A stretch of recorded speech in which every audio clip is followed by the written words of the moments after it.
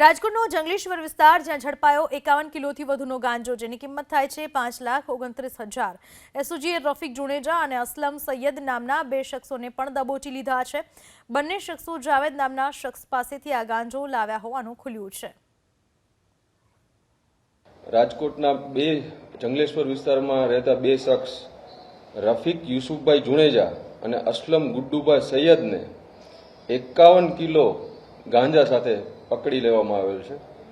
આ બંને શખ્સો વિરુદ્ધ ભક્તિનગર પોલીસ સ્ટેશનમાં એનડીપીએસ ગુના અંતર્ગત ગુનો નોંધી આગળની તપાસ તજવીજ ચાલુમાં છે।